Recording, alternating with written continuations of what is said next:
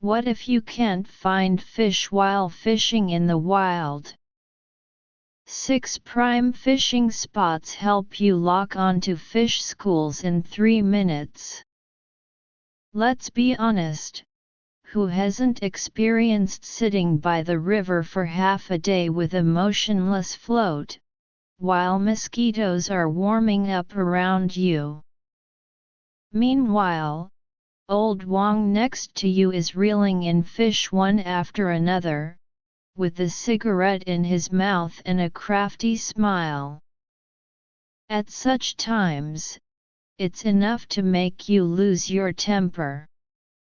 I've been fishing for 20 years and have seen all kinds of situations.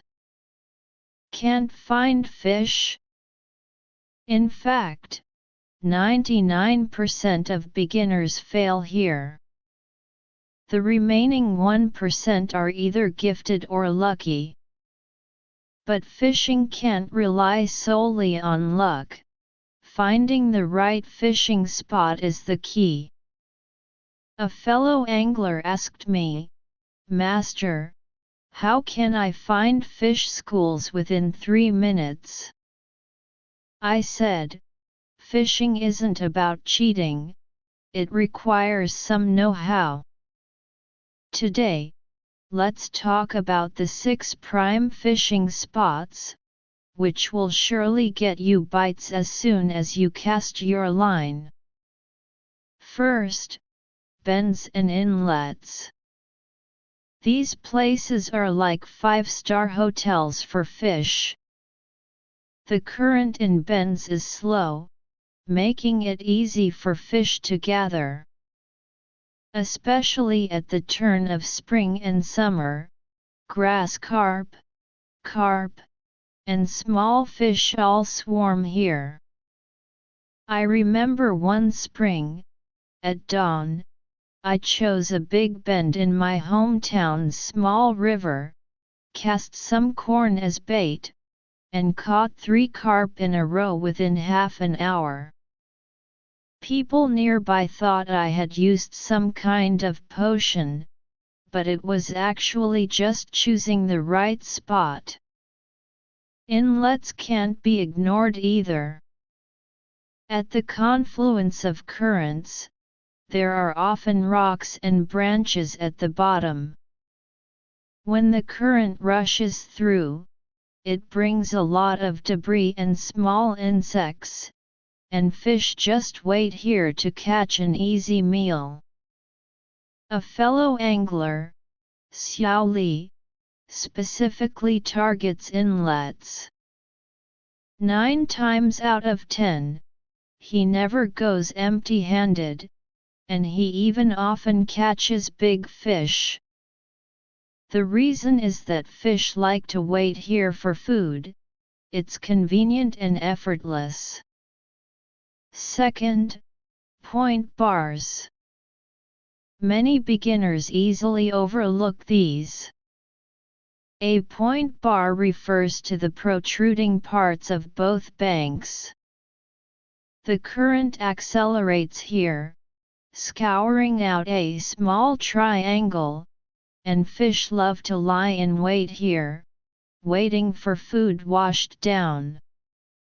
One summer, I fished at a point bar. As soon as I cast the line, before the float had fully stabilized, it dived straight down. I caught a grass carp weighing about 2 catties, which made my hands shake. Later, I learned that there are many grooves at the bottom of this place, and fish like to swim around to find food. Third, aquatic grass clusters. This is definitely a safe haven for fish. Especially in summer, when the sun is scorching, fish hide in the grass to cool off. There are many shrimps and small insects in the grass, so fish have both food and shelter. A few days ago, I went to the reservoir area with Lao Zhang. The sun was blazing, but he insisted on fishing in the grass. I even laughed at him for not being afraid of getting snagged, but he caught fish one after another, all crucian carp and top minnows. In the end, I also obediently learned to get into the grass gaps and copied Lao Zhang's method. Fourth, backwater bays. There are really a lot of fish in this place. The current brings food from outside. Fish gather at the head of the bay and hide at the tail of the bay. After a heavy rain, the backwater bay is like an aquarium. Once, I went fishing after a heavy rain. While others were sticking to the main river, I sneaked into the backwater bay and caught more than a dozen big crucian carp. I even laughed out loud when I packed up. Choose the right spot, and the fish will come to you by themselves. Fifth, cliff walls. Although this place is dangerous, fish particularly like it. At the junction of deep and shallow water, where the current speed changes, fish forage and take shelter here.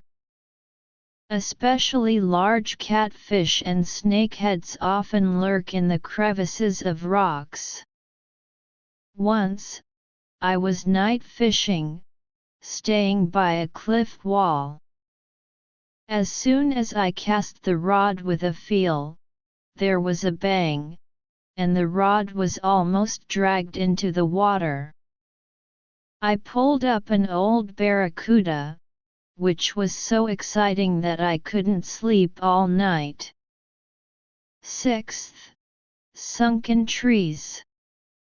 This can be regarded as an apartment building for fish. The branches are messy and have a rich structure, so both small and big fish like to gather here. Especially at the turn of summer and autumn, carp, crucian carp, and top-mouth coulter all come to gather. The only problem is that the probability of getting snagged is high, and those with small courage really dare not cast here. Last year, on a dark and windy night, I found a sunken tree spot. I caught fish one after another all night. Even though all the line sets were ruined, the bucket was full of fish. Having said so much, how to operate specifically? First, learn to observe the water surface. See if the aquatic plants are shaking, if there are small fish jumping on the water surface, and if there are splashes at the bends of the current. These are all signs of fish activity. Second, use a long rod to probe the bottom. If you encounter resistance, there is an 80% chance that there are branches and rocks, which are the standard features of fish nests. Don't be afraid of getting snagged. Use thicker line sets and lighter bait, and explore slowly. Third, pay attention to changes in the current. Rapid currents bring a lot of food, but fish won't stay in rapid currents all the time. They usually wait in slow currents and backwater areas. Don't blindly chase rapid currents. There's another trick. Ask local veteran anglers before going fishing. There's an old saying in the fishing circle, it takes 3 years for a person to find fish, but 3 days for fish to find a person. Move around more and cast more bait, and fish will stay in your nest. Finally, a reminder: choosing a fishing spot is not a rigid rule. You have to consider the weather, temperature, water color, and water depth. Observe more before casting, don't be in a hurry. The most feared thing in fishing is being blindly anxious. Beginners, don't be afraid of trial and error. Fishing gets better and more enjoyable as you practice. While others are slapping their thighs for not catching fish, you'll be grinning with a full fish basket. To sum up, finding fish depends on sharp eyes, and choosing spots depends on experience. There are no shortcuts in fishing. More observation and practice are the real golden rules. Wish everyone a bountiful harvest and big fish every day. Author profile: I am a self-media blogger who loves fishing and is good at sharing.